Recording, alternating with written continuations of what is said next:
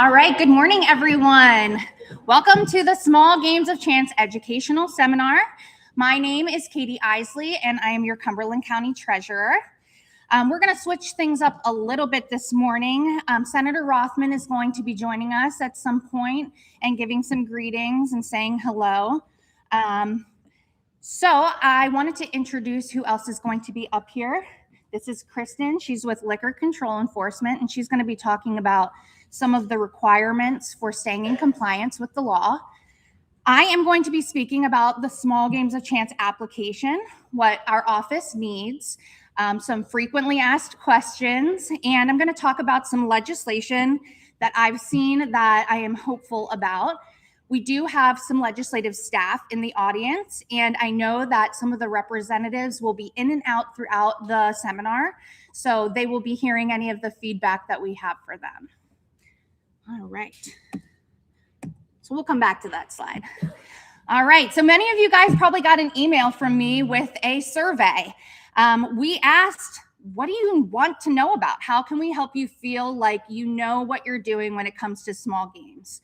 So 87% of the respondents said they want information on new regulations and recent changes to small games. 82% were interested in the raffle ticket rules. 76% were interested in compliance with the law and avoiding common violations. 67% were interested in record keeping and reporting requirements. And 55% of the respondents were interested in the upcoming Small Games of Chance legislation.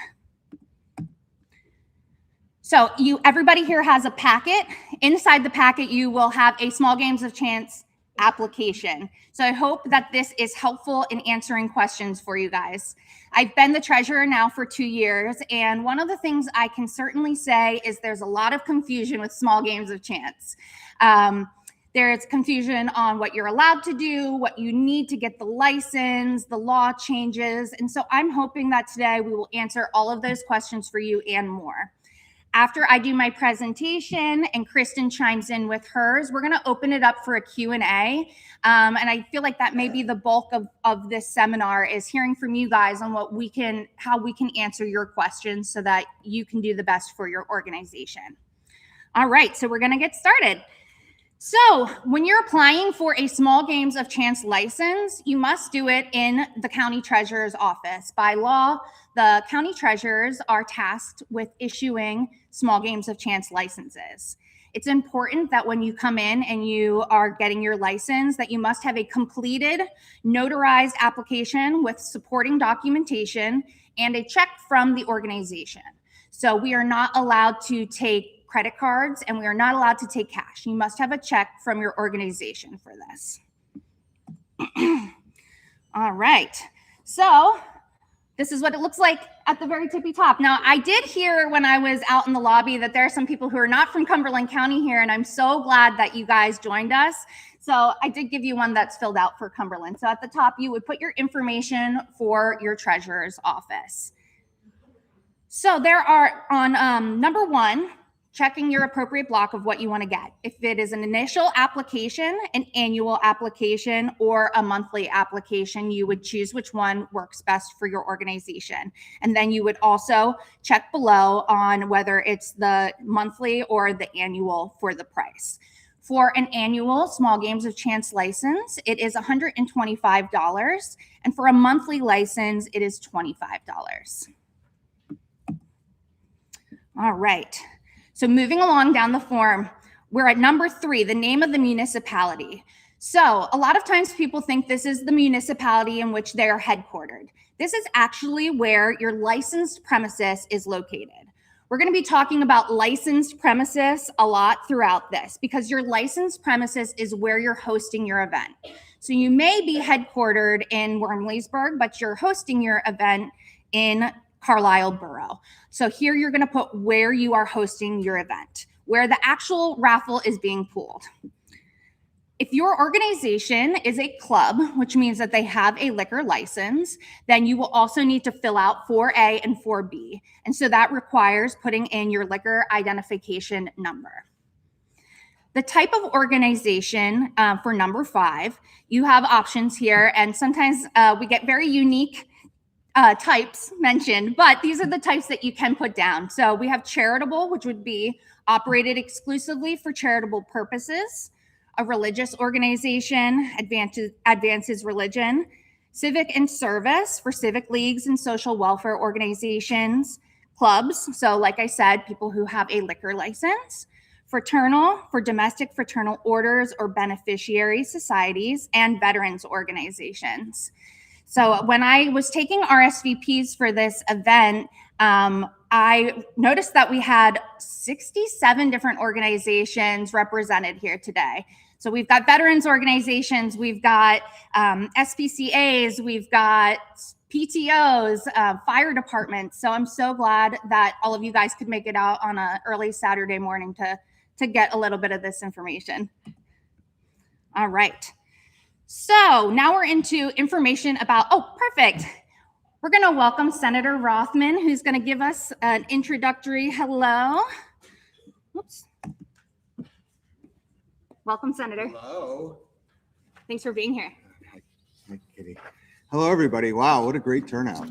Thank you for all that you do, because I know we have a lot of nonprofits and we have a lot of organizations that help the community, but also depend upon small games of chance in order, I see a Marine out there, Semper Fi, that depend upon small games of chance to help some, in many cases, your whole budget, but also to help supplement your budget. So thank you for doing this, Katie. And we've got a great county treasurer in Katie Isley, but I'm just here to say thank you. And there is lots of legislation dealing with small games of chance in the legislature, both in the House and the Senate. I served in the House before I got to the Senate. So, but it's an information I know is critical to you, and that's why you're all here on a Saturday morning. So thank you for that. Anything else you want me to say? No, just thank you so much for being here. Look, I'm not, it's not that I'm a politician, but I was a middle child. So anytime that I get offered a microphone, anyway, and I went to middle school here. So I'll be sitting down here if you need me. Okay, wonderful. Thank you so much, Senator. Let's give him a hand. All right, so we're still going through the application here. So this is the information that we need about your organization. The name of your organization needs to be what is listed in your articles of incorporation or your bylaws. That's some of the supporting documentation that's required from our office. And so we want to make sure that everything is matching up. So we would ask that you please don't send it in with an acronym. We have had that happen in the past and then gotten very confused. And since we don't know everyone's acronyms, we ask you to please spell it all out for us. One of the requirements for getting a small games license is that your organization must have been in existence for 1 year or more. So number 8 is asking when your organization was formed. Number 9 is talking about the location of your organization. So this is your headquarters. So does your organization own this building? If it does, we need a copy of the deed. So some of you might say, wait, we never had to give you a copy of the deed before. I want to give a shout out to my staff. I've got Taylor here. She's standing in the doorway, and we've got Laura Bucher in the back. One of the things that we have really honed in the office is understanding the law and the requirements. And one of the things that's very clearly stated is that we need to have a copy of your deed. So if you own your organization, we will need something that is proving that you own it. And if you do not, then we need something about your rental agreement or your lease. We're next on to our mailing address. This is B. And this would be if you have a PO box or somebody's house that you want your mail to go to instead of your actual facility. C is an important area that I hope that you guys can all take away something from. This is the licensed premise that I was mentioning earlier. So this is where you are going to actually host your event. And it may not be the same place as your headquarters. If your licensed premises is not at your headquarters, then you must provide the office with proof that your organization has permission to use this premise.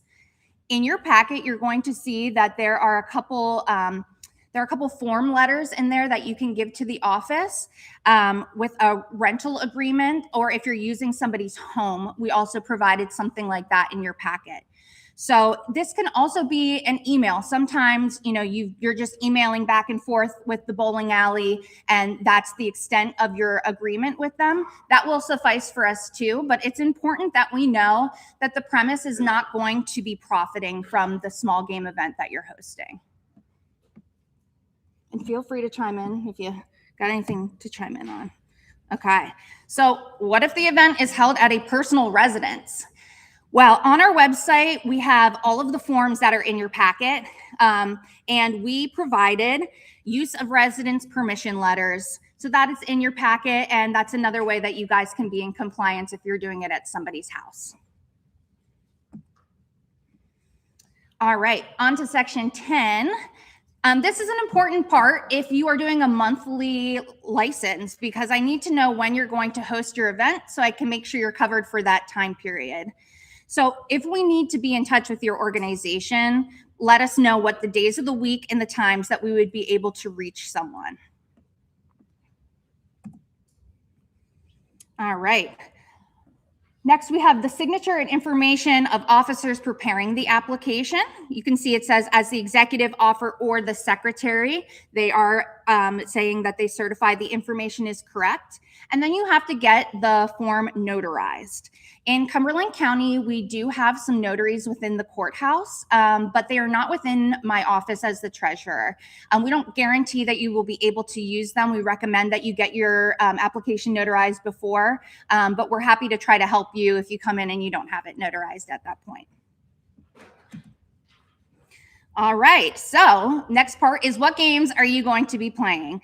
So you have daily, weekly drawings, race night games, pool tab games, pools, punch boards, 50-50 drawings, and raffles. Those are the small games of chance that by law you are allowed to have with a small games of chance license. Schedule B. So Schedule B is where we are going to need information about all your officers, directors, owners, and partners. So this may be a little different than how you have experienced it when you've turned in applications in the past. You can see here that for each person, it says we need to know all of your officers and directors, and then we need all of the information that is listed here.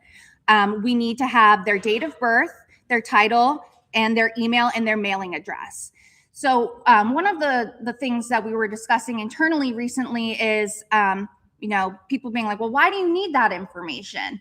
And a lot of times, and even just recently, many of us have probably seen in the news people who have done illegal things with their organizations.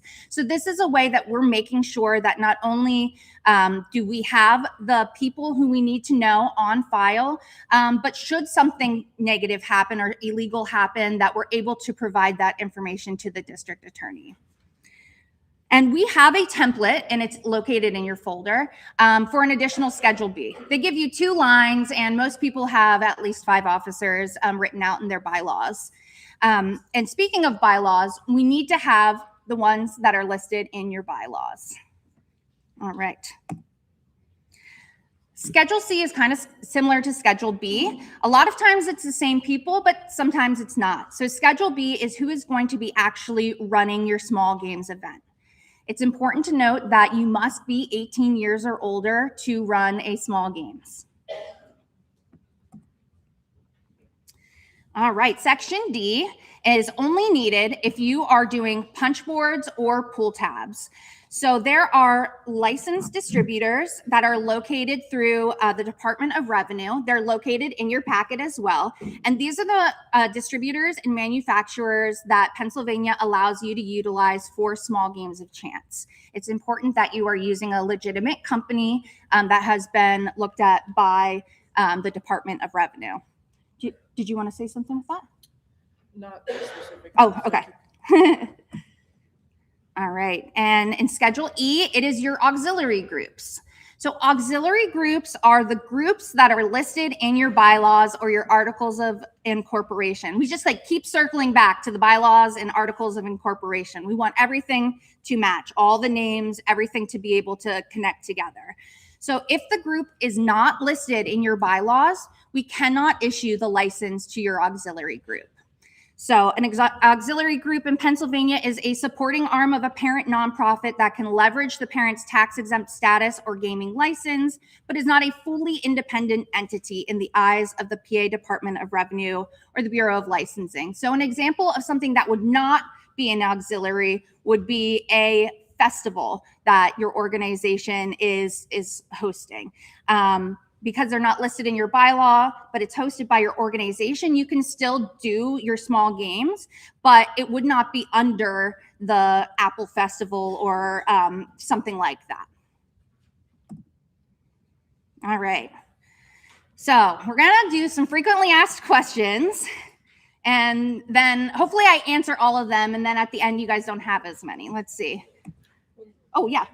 One thing real quick with your application, we understand that things change all the time, but when things change, you need to provide those within 15 days of any changes, whether it be your board, your bylaws, people operating it, especially if you do have a licensed establishment with turnovers, with bartenders, that kind of stuff.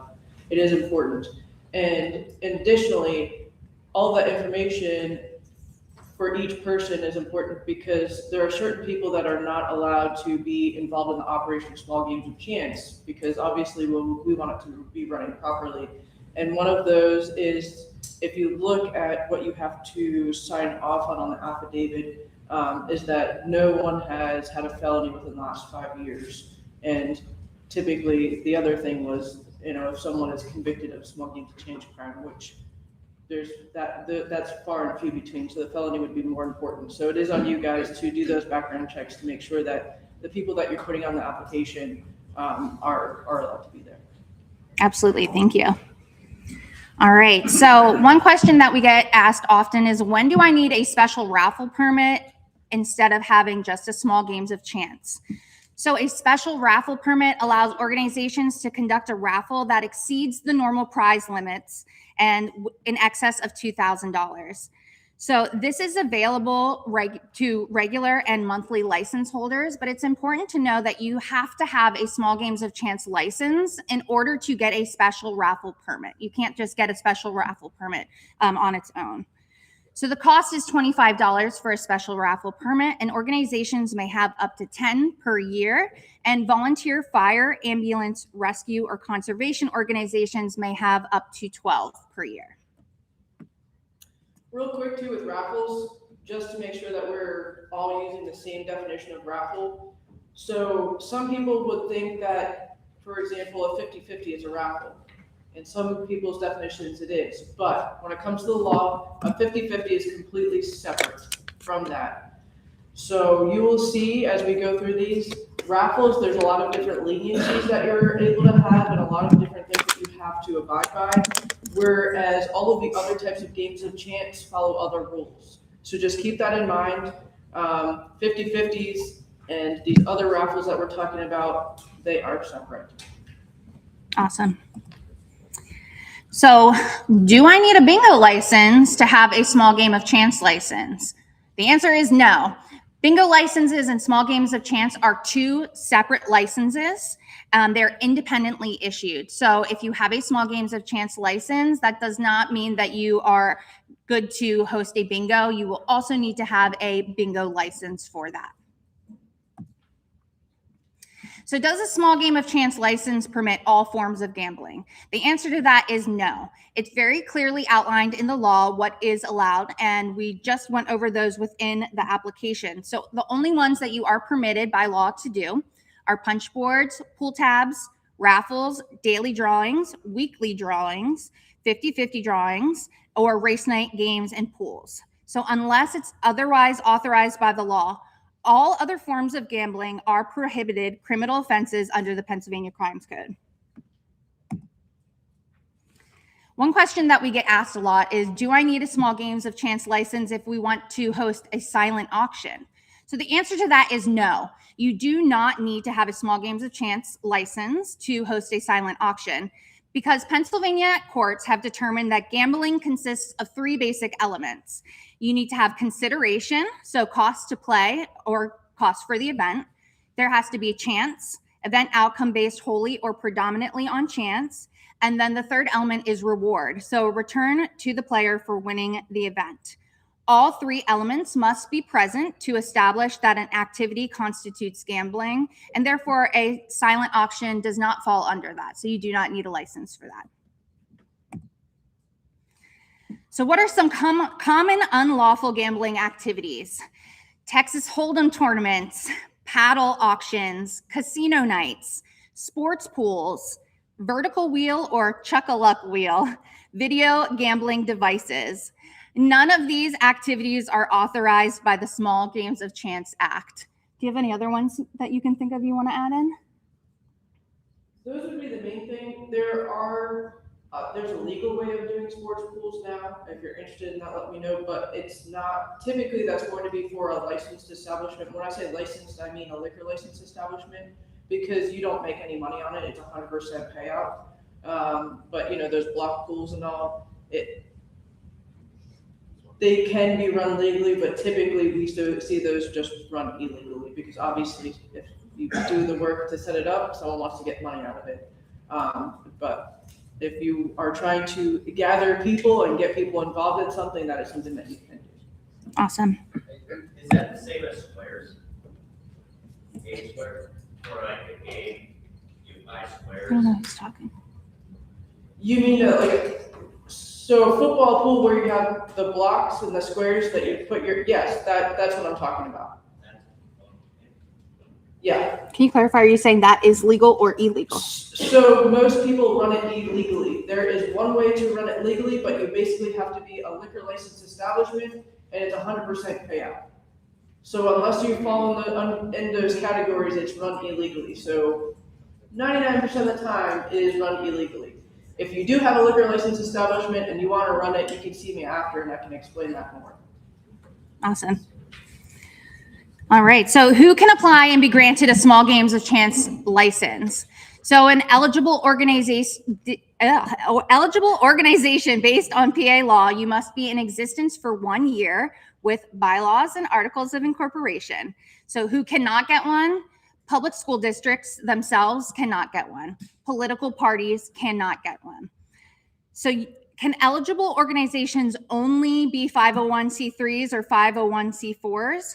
And the answer to that is no. Several years ago, the IRS added numerous numbers to the 501c designation, and now they go up through 501c29. So and a lot of veterans organizations from my research are 501c19s. So you do not need to just be a 501c3 or C4. So what makes my organization a club? When we talk about PTOs, when we talk about different groups, sometimes we just refer to them as clubs, but in a small games reference, your club is only if the organization possesses a liquor license, then they qualify as a club. Like we said earlier, if you're a club, you have to fill out sections 4A and 4B, and you must attach your most recent annual report filed with the Pennsylvania Department of Revenue to your application. Can an eligible organization permit its license to be used by another organization to play small games of chance? The answer to that is no. Only the organization who has been issued the license can use the license. All right, now I know people were interested in raffle ticket requirements. There is a sheet in your packet that lays out some of these requirements as well. So what is required on my raffle ticket? So on the printed ticket, you must sequentially number and have a detachable stub with the same number. The stub must contain the purchaser's name, address, and phone number, and must be accounted for by the use of a logbook showing to whom they were given to be sold. Oh, okay, great.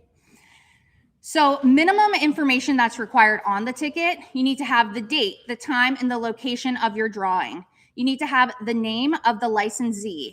You have to have your license number or your special raffle permit number if applicable, the cost of the ticket, and a description of the available prices.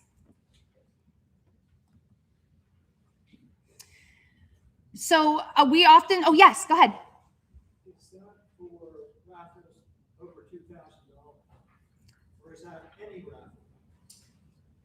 That is any raffle. So whether it be a small meat raffle or a larger raffle that you're giving away a lot of money, that is across the board. That includes basket raffles, that includes anything that people are paying money, they're getting a ticket and they can win money off of.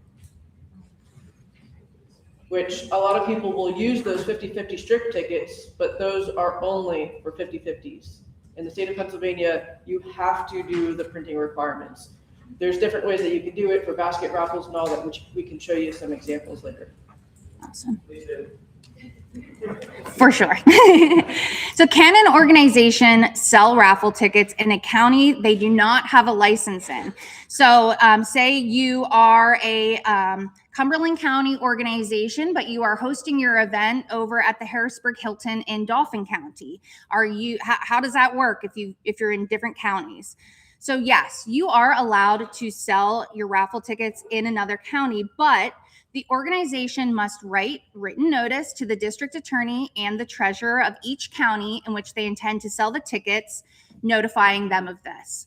The notice must clearly set forth the locations and the dates that the sales will take place, and it's also suggested that you include your license number in this. So where in Cumberland County can I not host a small games of chance event?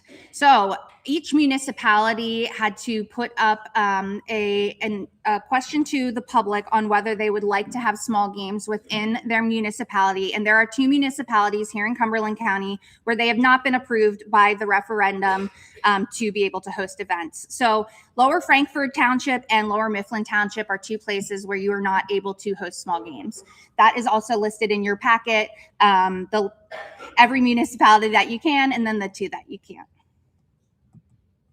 Is there a list of those for the other counties also that I could get? So I don't have that information, but I would bet your county treasurer would. So I would go to the county treasurer for each county to find out which one. Okay. Correct. Yes. All right. Now this is an important one where there's lots of questions around this. So I have a small games of chance license in Dauphin County, but my event is in Cumberland County. Do I need a small game of chance license in Cumberland County too? So the answer is yes. You must have a small game of chance license for the county in which your drawing is being conducted. So you cannot use the small game of chance license issued in one county to operate small games of chance in another county. For example, a statewide organization based in Dauphin County but plans to host events across the Commonwealth would need a small games of chance license for each county that the event is held in. Do you want to touch on that?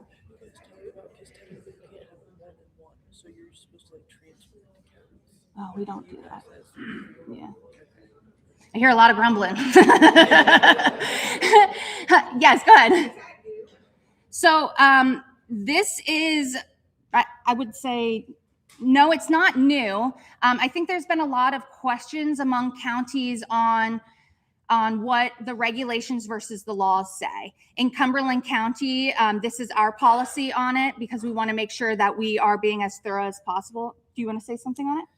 Yeah, so every treasurer will handle this a little bit differently. And so some treasurers will be like, well, you have a license over there, so you can't have it, but they'll transfer your license to that county because in some schools of thought you can only have one small games of chance license, right? But you needed to do it at multiple counties. So as long as you work with that treasurer and they give you authority to sell small games of chance or do small games of chance in their county, that is the thing that is just the most important when it comes down to it. How they do that, you might see different ways, but the biggest thing is the open communication with the treasurer and making sure that you're permitted to do that. So I'll give you guys an example. Last week we got an application in, and the organization was located in Wormleysburg, but they were hosting their event in Gettysburg. They also had another special raffle they were going to host in Cumberland County later on in the year. So I advised that organization that they are going to need 4 of these licenses. They're going to need a Cumberland County license, small game of chance license, because they will be doing their special raffle permit. They'll be doing that event. So they need the small games and the special raffle. But because they're also doing an event in Gettysburg, they also need to reach out to the Adams County treasurer, get a small games of chance license from Adams County and the special raffle through Adams County. So like we were just saying, this is an area, and we have legislative staff sitting in the audience because there are some places where the regulations and the laws are a little bit confusing, and also each county makes their own choice on some of these things. For Cumberland County, we do require, if you are having an event in our county, you must have a small games of chance license in our county. Yes? I just want to clarify that because our chapter covers Dauphin County and Cumberland County. Our license is through Cumberland County, but some of our members are in Dauphin County. So if we have a raffle, I just want to clarify, we have to have permission from Dauphin County for our members that live in Dauphin County. So no, not for your members. It's where your licensed premise, where your event is being taken place, where the actual raffle is going to be taken place. Yeah, go ahead. Yeah, and when we're talking about raffles, so that is the one thing that is a little bit different, because say you're selling raffle tickets all around the state, but you're still only drawing it in the county that you have your permit. You need to let the other counties know that you're selling those tickets within those counties, but you're still doing the actual raffle, the actual drawing in the county that you have your license. So that would be another workaround if you guys are wanting to do a raffle and you don't need to do the drawing in the location that you're selling the raffle tickets. You just do it, and you can post it online when you do it at whatever location that you're actually licensed to sell those tickets at. Awesome. Yeah, well, you know what? Let's take a pause on questions because I want to hear all of your questions and answer them. But let's get through this part, and then we'll come back for a couple more questions. All right, so can I include liquor or beer in a raffle basket? And the answer to that is no, you cannot do that. I know. The way around that is put gift certificates in there. There we go. Gift certificate works as long as you can purchase anything with it, not just alcohol. So for example, even if it's for the liquor store, guess what? The liquor store has things in there that aren't just alcohol, so that's okay.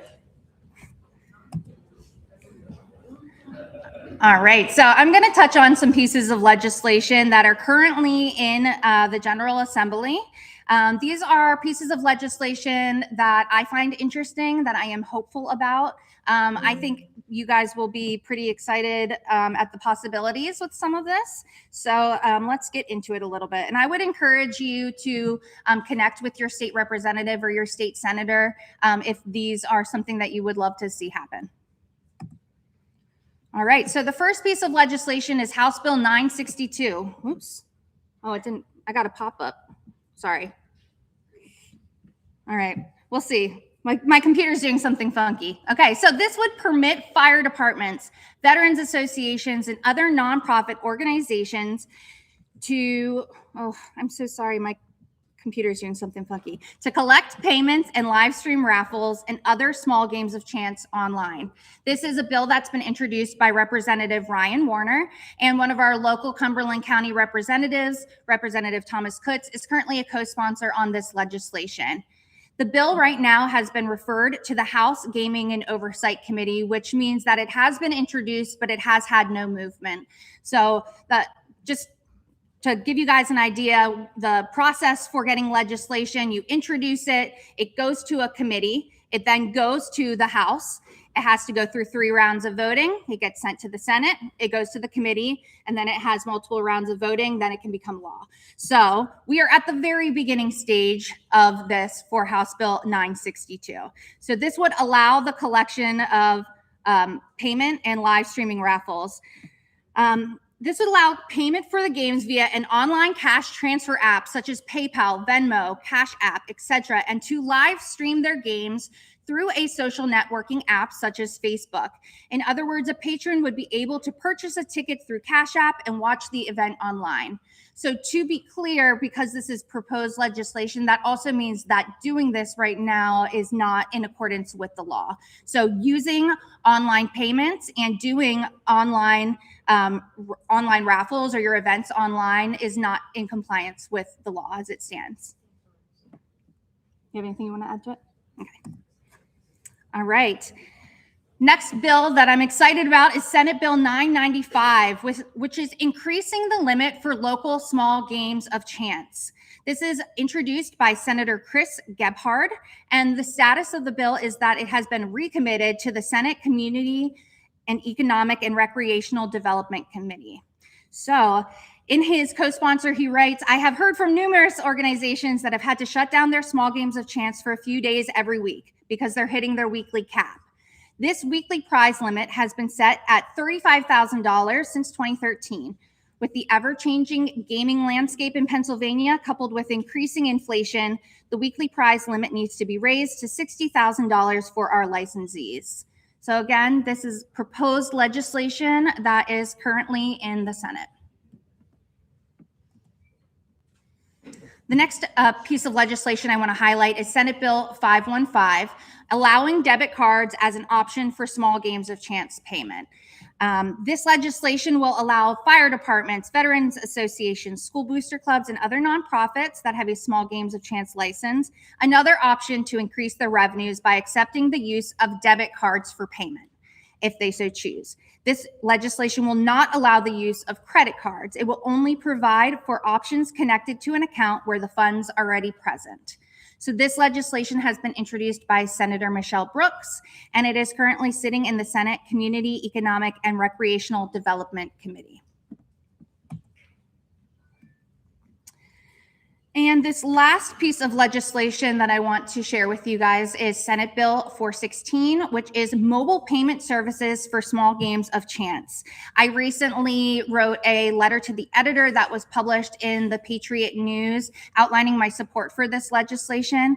I think that this would be a wonderful thing for us, and I hope that our representatives and senators will consider that. So this is sponsored by Senator Devlin Robinson and Senator Wayne Fontana. So this is a bipartisan bill, and it has passed the Senate. Our Cumberland County senators voted in favor of this legislation, and it is now in the House Gaming and Oversight Committee. So this legislation will allow nonprofit organizations to accept online payments for their fundraising efforts. The bill further clarifies it does not allow for online play or live drawings. So you can see some of the bills slap multiple things together. This is a pretty standalone bill here, but we have pieces of legislation before the General Assembly that would change our ability as nonprofits to be able to do some of this fundraising. I hope that you will reach out to your elected officials and encourage them should you feel that you should. All right. Before we take questions from the audience, do you have anything you want to touch on beforehand? Put up those. Okay.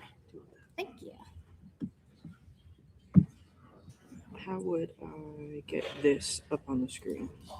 Let's see here. Escape, and then it's this. Yep. Awesome. All right, so like I said, I will show you some examples of things that we see that are done with raffles illegally and then how to do them properly. So what you see there are tip boards. They're probably one of the cheapest things that are considered pull tabs. And we see a lot of people use them for like meat raffles and different things, different items. And it's great use for them. But what you have to make sure is, does everyone see the image that I'm talking about? So it's like individual tickets, right? So let's see. So like all whether it be jars, tips, seals, that kind of stuff. So we're not talking about raffles now, right? Although some people might consider this a raffle.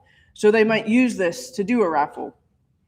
But in essence, you can, as long as you follow the printing instructions. So when you buy these, it's set up so a certain amount of money will go back to the players and you can retain a certain amount, because with pull tabs and punch boards and all, there are specific requirements, which is why you need to buy those from your authorized dealers, which we had discussed during your applications. So you can see here, the price per play is $1, so you cannot change that. Total price is $100. Gross profit, you only get $20 from it. So you know exactly what you're getting for that, right? And so with that total prize, $100, if you're doing an item, I understand it makes it hard to do exactly $100. So you can do one of two things. You can go just over $100, or you can have an item that is less than $100. Make sure you retain any of those receipts of things that you are giving away as prizes, and then you can give cash to go up to that $100. Does that make sense? So no matter what, the total prize has to be $100. It can be a combination or whatever, but that is the equivalent. We see people buying these and then changing it and making it whatever they want. You cannot do that. If you want to do that, then you can run a raffle and you'll have to then follow the printing requirements. But it is an easy way to do those, like I said, neat raffles and different items like that without doing the cumbersome tickets. So let's see. And what I'm showing you here is actually pulled directly from online. It's a PowerPoint put out by the Pennsylvania State Police Bureau of Liquor Control Enforcement. So what you're seeing here, you can easily just Google and pull right up. I'm more of a visual person, so I like having the actual pictures up here as I'm explaining them. So one of the big things that we also see is the basket raffles, right? Which are great. It's a great thing to get other people involved. They bring items, right? But you don't always have those baskets prior, right? And a lot of times you will be using those 50-50 tickets, arm length, whatever, but you cannot do that. So it is considered a raffle. So you need those required printing instructions. And there's lots of different things out there that you can do, different numbers per ticket. So this is an example of a pre-sale where on the front, it has all the printing requirements. Let me see if I can make this bigger. There we go. Oops. Everyone see that a little bit better? So on the front, there's all the proper printing requirements. You have that number, so it's sequentially numbered, right? And each ticket has the same number. So they would keep one of them, right? They would keep the middle. You guys would retain the end, because guess what? They don't need to be there to win the prize. So then you have the information to contact them if they win.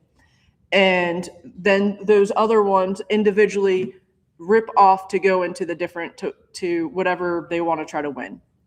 And then on the back side, you have the prize descriptions and the approximate values. So I understand that that's an ideal situation that you're pre-sailing, but a lot of baskets, you're going to do the sales then and there, right? And you don't know what baskets are going to show up, which is fine. So this is what you can do if they're on display. So it's a very similar ticket, right? And this is just showing you, this one has more tickets that you can then put in the baskets. So it shows you that there's a variety. But you can see at the bottom of the middle section, it says prizes to be awarded are on display. Which, if you're selling the tickets right in front of the baskets, that makes sense, right?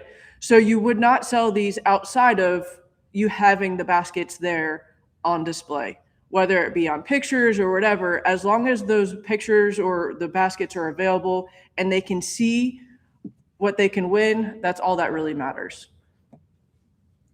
Any questions on that? Are they pre-printed tickets that can be purchased?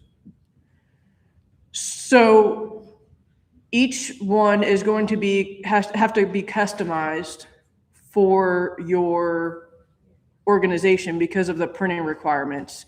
So you can get them that are blank and then print on them. Yes. Where did they get this? So can you do both types of tickets? Say you know like some baskets ahead of time, can you pre-sell those ones and then if some are coming in, do this one for the same event? That would be two different raffles then. So as long as you are operating that under the laws, you can. But it would be two different raffles if you're doing it two different ways. You can't do, half and half. And so you can talk to your licensed distributors about that. You can also look online to see what's out there, just like blanks, and then get them printed. There's different options that are out there, and it's ever changing. So, yes. Scroll back up, please. One had $15,000 raffle limit, either per month or per year. Just tell me when to stop.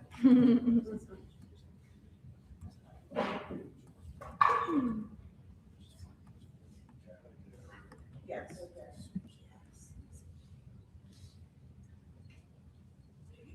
So the 50, It's the 15,000, is it per month or per year? Yes.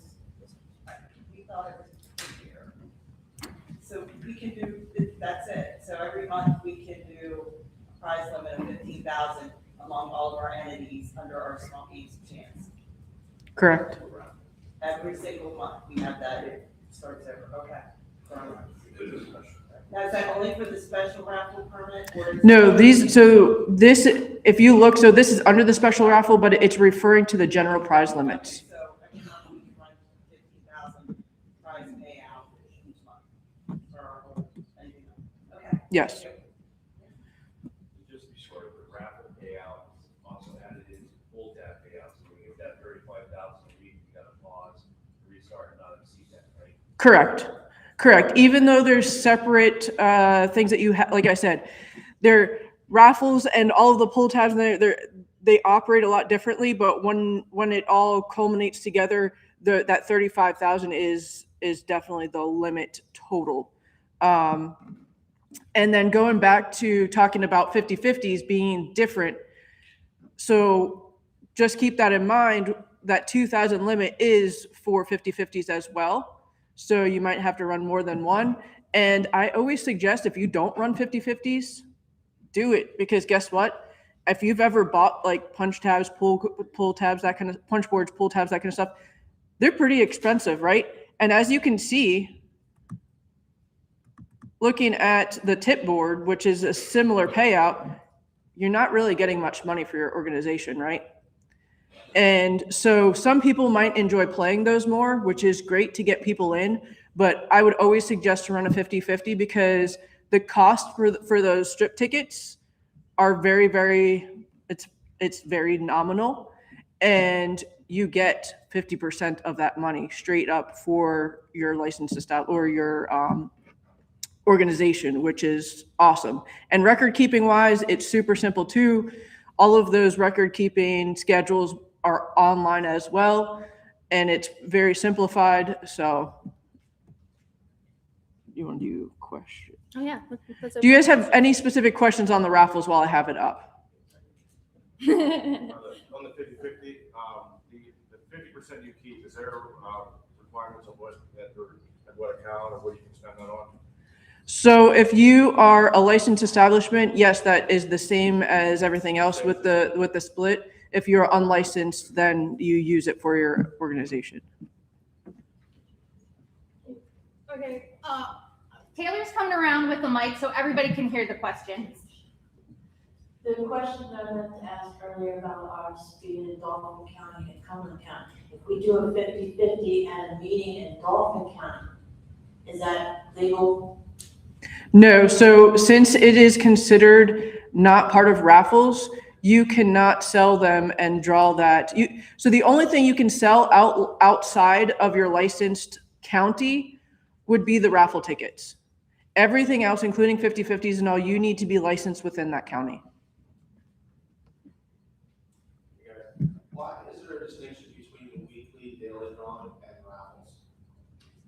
So weekly and daily drawing, that's all for licensed establishments to basically bring in customers, right? And that is all 100% payout. And so that, I've never seen one that doesn't run at 100% payout. So that's a completely different form of small games of chance. Just to clarify, at this point in time, the only forms of payment are cash and check. For an application? No, for a game, a raffle. Oh, I don't A have 50/50. You're saying no online payments, no Venmo, no. You cannot do any online payments or anything. They don't, nope, you can't do debit cards, you can't, yep, What are the acceptable forms of payment at this moment? That is the question. Cash and check. cash and check, yep.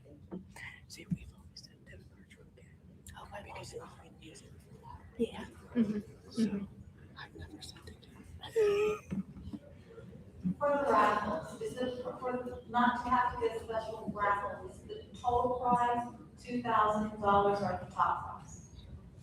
$2,000 is the most you can give out as one prize. So what if we're close to the edge? Should we just get a special raffle ticket permit just to? As long as and it's a single prize. So throughout the whole raffle, you can give out more than $2,000, but one single prize cannot exceed $2,000. Okay, but if we're close to that, we should get the special raffle ticket just in case we go over. So with the raffle, you should already know what you're handing out.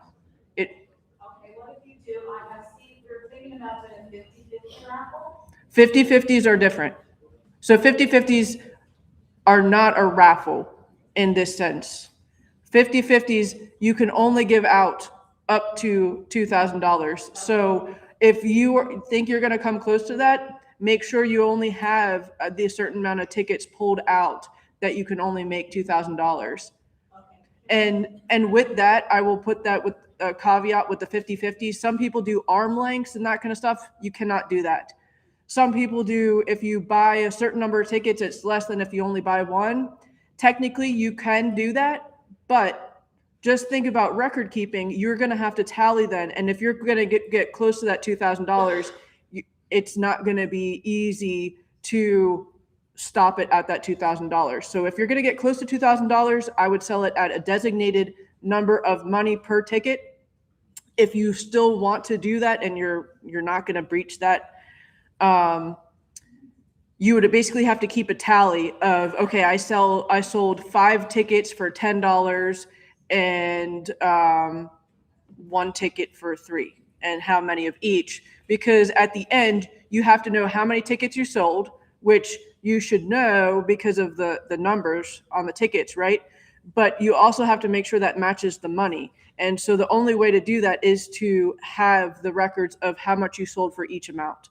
Because realistically, when it comes down to this, everyone's like, oh, record keeping, it's a pain. Yes, I know it is a pain, but guess what? Most people are paying in cash. When there's a lot of cash going around, we're all human, there's temptation, right? There's mistakes that are made, human mistakes. And if you are doing right by your organization and doing everything following the book, if someone calls you to the carpet, you're going to be able to prove that everything is done above board. If you're not doing it and someone calls you to the carpet, even if it was a human error and there's money missing, that's going to be an issue. And you guys run awesome organizations, so why are you going to want a black eye on you? All it takes is one disgruntled person. I have to tell you, with the clubs and all, most of the complaints we get are from disgruntled people that they say one thing or another, and then we come and we have to investigate it.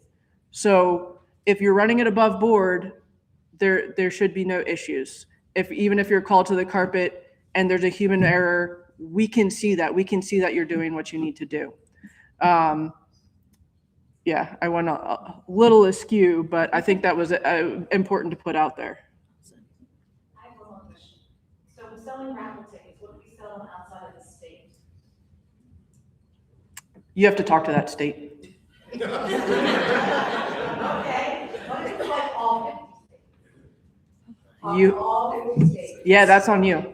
I only deal with Pennsylvania, sorry. If you're doing a must be present to win raffle. You have to still have all the address and phone number. You cannot do that. What, like a me raffle? You cannot have something where you must be present to win. And regardless, the requirements, the printing requirements and all of them raffles is there regardless, but it is there because it is required that you do not have to be present to win. I think we had some in the back too. And if you want to jump up and say. Oh no, this is your part. My question is in reference to the treasurer's offices. How comes they can each handle that transfer of that license a little differently? Because I'm still a little confused on that. So we're in Cumberland County and I want to go to Dolphin. Are you going to allow me to transfer it, or I got to ask Dolphin County if they're accepting? So Cumberland County does not transfer small games of chance licenses. Each county treasurer has the authority to make calls on how they want to have issue them. And so for Cumberland County, we require if you're pulling your raffle or you're having your event in Cumberland, then you have to also have a license in Cumberland. But each county treasurer does have discretion within this, which is one of the reasons I wanted to be so clear that for Cumberland County, that we do not issue licenses if you're hosting it in a different county. That's not something that Cumberland County does. There's no transfer. Cumberland County does not transfer. And the reason for that is there's nothing in law to say what can be done and how it can be done. Yeah. So, now that as a lot of these laws, whether it be small games of chance, liquor code, all of that kind of stuff, some of these things are very antiquated. And as you can see with legislation, it takes a long time for things to move. And some people, it's just stuff on the back burner because there's a lot more important things. And so, for us, for the liquor code, you're able to write into the board to get opinions and all, and that kind of be an update of law, even though it's not the actual change in law. But with small games of chance, it is what it is. Like, it would be common sense to be able to pay with a debit card and different things nowadays. And it probably should have been like that for years now. But the way that the law is written and how things can be done and where you need to be to purchase them and that kind of stuff, there's not an easy way to just have that be done. And so there are like places in the law because there's no specific way that it needs to be done, and everyone is different. They have different interpretations of the law. That's why you're going to find those differences. So. Yes, relative to the out-of-county events, I've been doing this for years, going back to John Gross. And initially, you couldn't have separate licenses in separate counties. However, we were holding events in Dauphin County. So I met with the Dauphin County DA and treasurer and explained it to them. And you have a form letter in the packet. Okay, I've drafted my own letters. Okay, I send it to Chardo and DeFrancesco whenever we're having an event in Dauphin County, and they send me a letter or a notice back, best wishes. So if you contact the Dauphin County DA and treasurer, okay, they may waive the requirement for a Dauphin County small games of chance license and issue the best. Okay. And you can only have one small games of chance license, or can you have it for both counties? So it's up to the county if they want to issue one. It's not laid out very clearly. So there are organizations that have multiple licenses because they're hosting them in multiple counties. I represent the Friends of the Bosler Library. We do one raffle a year for a quilt that is valued between $500 and $600. What we do is we send raffle tickets in a fundraising letter once a year to all of our donors, and they go out worldwide because we have a lot of military members who came through the parents, et cetera. So what you're saying is, according to the law, we need to notify all 66 DAs and county treasurers that we will be sending letters to people that live in their counties? Yes. Okay,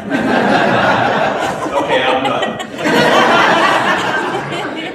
It probably isn't worth it. I understand. So the reason for that is because that county does not know that you are legally allowed to have have the gambling activity there. So by you letting them know, if someone is seen selling them, you're fine. They're not gonna be seen selling them, they come in the mail.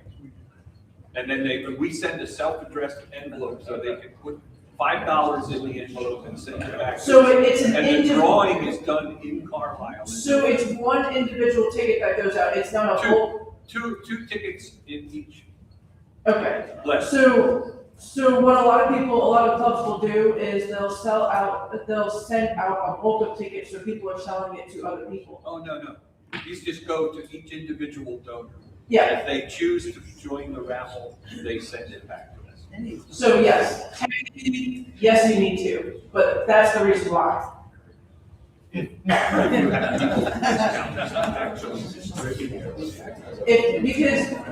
people are out in public selling them, it's an illegal activity unless you have that permit. So that's why, because the district attorney's office and the treasurer are the ones that oversee it, that's why you would let them know. Right? If we did that once, could it cover multiple years? That you would have to take up with them. I would say probably not, since it's an annual license. So like our office, we would want to have it every year so that we're keeping it up to date. Absolutely. Yeah, I'm just worried about all the others. That's okay, it could be a form letter. You need all the addresses. You're going to jail. I'm writing it up. Right to. Go ahead. So I have, are we just doing raffle questions or are we doing? No, we're just taking anything, Okay, yeah. I have a couple, they're quick though. So we have our Small Games of Chance license. Each time we have an event, do we have to submit something? Or our yearly license, we can do whatever? Is it being done at the same location all the time? Yeah. If it's being done at the same location that your license covers, your license for the year, you can run it how you need to run it. Okay, but if we're gonna do it at a different location, You need approval for that. okay. And then for 50/50 tickets, can volunteers over the age of 18 sell them? As long as they're part of your organization. Okay, so we can't have like we're Shippensburg Midget Football League. We can't have parents volunteer to sit and sell a 50/50. Technically, when it comes to outside of your raffles, since that's not a raffle, you have to be part of the organization to be able to sell them. You can put them all on your license if they're gonna be selling them, especially because a lot of times it's the same people that will help. Right. So you can put them on there, and they can be part of it to be able to help. Okay, but that's not the same for an actual raffle ticket, correct? Correct. A raffle ticket can be sold by anyone. Okay, and then, my other question was, what is the definition of a paddle auction? A what? Paddle auction? I'm not sure. It was on the, like, is that just a regular auction? That was on the not covered? No. So you can do an auction, that's fine, it goes back to a silent auction because it's not gambling. Okay. Yeah. And then, are you allowed to give alcohol at your events, like beer with your meal that you're having, if you're not selling it? So if it's a ticketed event and you have to pay to enter, you are selling it if you give it out with that ticket. If it's a free event to enter and there's no cost required at all, then you can have it out.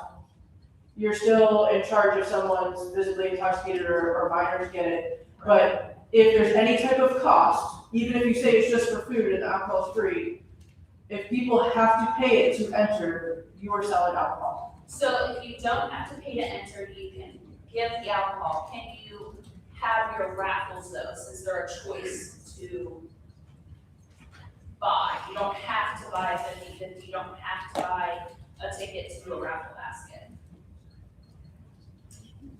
Can you, I'm just trying to understand. So you said if they have to pay for their meal, you legally cannot give them alcohol. But if you host like a free dinner and you give alcohol, can you also offer 50/50s and raffle baskets? Yes, you can offer that out as long as it's not. Since it's not required that they have to purchase it. Correct. And so there is an SOP, a special occasions permit that eligible organizations can get a liquor license for special occasions. And so that would allow you to sell alcohol to raise money as well as have, if you have your Smoking the Chance permit. So you can pair them together. You would just need both aspects. I think that answered everything. Thank you.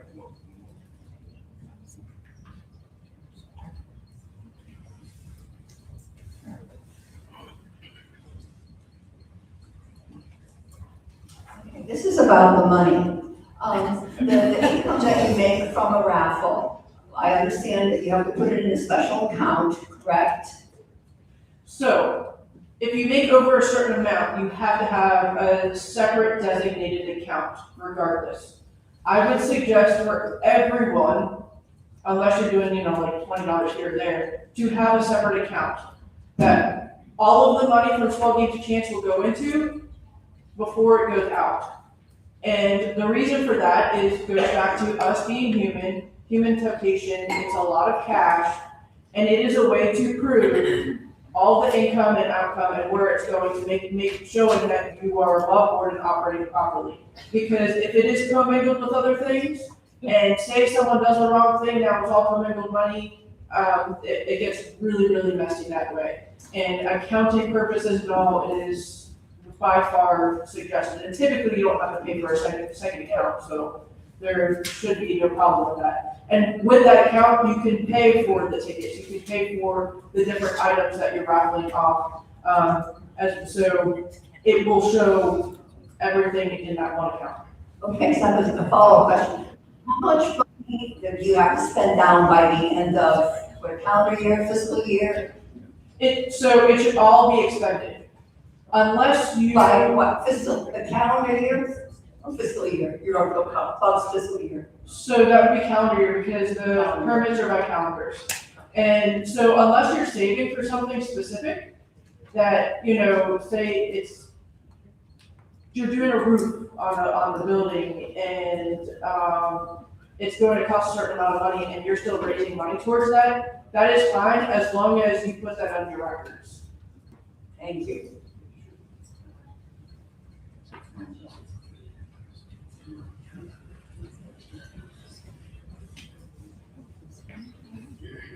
So for a raffle, as long as my record keeping is good, am I okay selling my tickets at a multiple? Like, can I sell 1 for 5 or 3 for 10?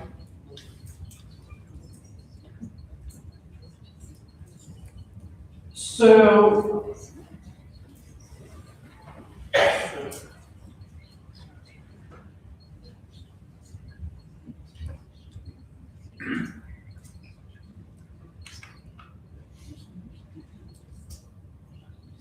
So you can see here, it requires to have the cost of the ticket. Yep, and if I write on the ticket that the cost is 1 for 5 or 3 for 10, and I keep my record as well? So raffles is, you have the most flexibility with how much income you can get, but to me, as an organization, it's also a lot more of a gamble because if you don't sell out all your tickets, you still have to have all those winnings go out. You as a club can't just absorb the extra tickets that weren't sold and then get those prizes. They actually have to go out to people who purchased the tickets. Right. This one is for a single item price. Yes.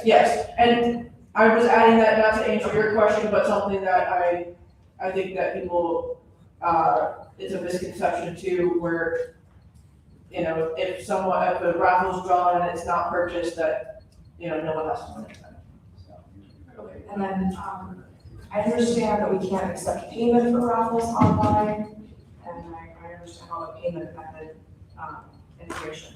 But is it legal to advertise the raffle online? You can say that you're doing it and all, you can put in pictures of the raffle tickets. Okay, so that's perfectly okay? Yeah. Generalized Facebook, Correct. as long as we're not selling the tickets? Correct. Okay, thank you.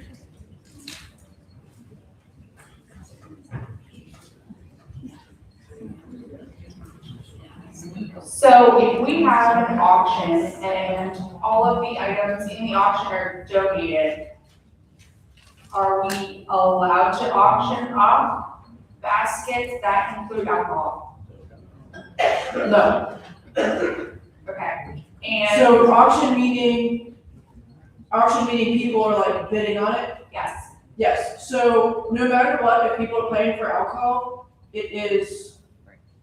you're selling alcohol, no matter what form or function that you're doing it in. Even if it was given to us? Yes, it is still alcohol that is being sold. Okay, and other than having to be 18, is there any other restriction on who plays pull tabs or anything like that in our establishment? No, the only thing that there's a requirement on, you being a member would be the daily and the weekly books. Everything else, anyone who is not a member, they can purchase all at any time. Unless it's in your bylaws.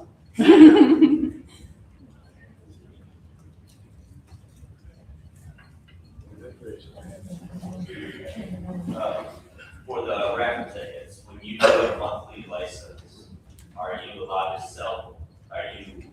only allowed to sell the tickets within that month? Or as soon as you get the license, you can start selling the tickets prior, like 2 or 3 months prior to the event? You have to abide by the calendar dates on your permit, because just the act of selling is still something that needs to be covered by that permit. So you are not permitted to sell before your monthly license begins. So if you want to start selling in February, you have it from March 1st to March 31st, you can't do it because you're not licensed during that period. You must be licensed during the period that you're selling your tickets. So the only option then would be to buy an annual license. In that circumstance, yes. Okay. So you wouldn't be able to do a 2-month, obviously it's a monthly license, but you wouldn't be able to do a 2-month span of that? So you can do up to 10 monthly. So, I mean, you could do a month and a month if you wanted to. Yeah. Okay, all right. And then, you said raffles, you do not have to be present to win. Is that the same for 50/50, or do you say 50/50, you must be present to win? No, it needs to be, you don't have to be present. And the 50/50s will also have the tickets that you can put that have their information on. Okay. So we have about 10 more minutes here, and I want to get to as many questions as we can, but if we don't get to your question, we're going to stick around for a little bit afterwards. We also have our business cards, and we're happy to answer anything if we don't get to them. A question regarding the live streaming, let's talk about that. So is that not allowed to just live stream or at all? You can put your results up online. I would actually encourage it, because there's a lot of times when people don't know who won and then it comes to the question. So, hey, as long as you allow the public to be there, you can also live stream it. You can't say you can't be there and pull them. But yeah, there's nothing against you showing the public who's winning. That to me makes it seem more legitimate than you actually see it. Exactly.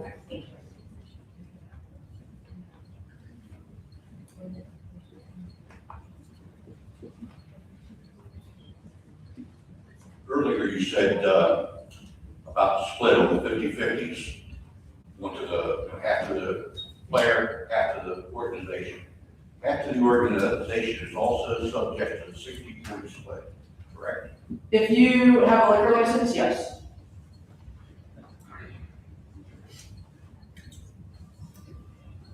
Oh, and you just said about who all can play tickets. Confirm for me that employees, board members, they are exempt, they cannot play.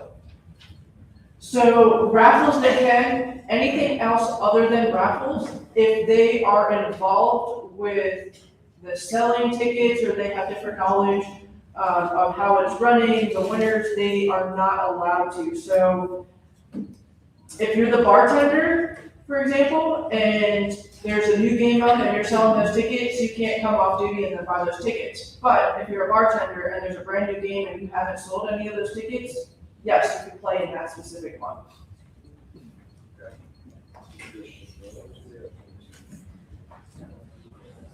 So we're gonna take like 1, 2, 3, and then we're gonna wrap it up, but we're happy to continue to answer questions for you guys. So this gentleman here in black. Thank you very much. My question is about renewals. Can you speak to, let's say you have an annual license, how you would expect to get a notice that it needs to be renewed? That's a great question. Thank you. So Taylor in my office is in charge of Small Game of Chance. Every month she sends out renewal letters about a month before yours will expire. So you should expect to get something in the mail from us saying, hey, it's time for you to renew your license. And when you are renewing your license, you don't have to provide all of the documentation that you provided your first time. We keep a file, we keep your bylaws, we keep your deed, things like that. So during that initial application, we need all the documentation, but when you're renewing, oftentimes we have that information on file for you guys. Thank you. Yeah.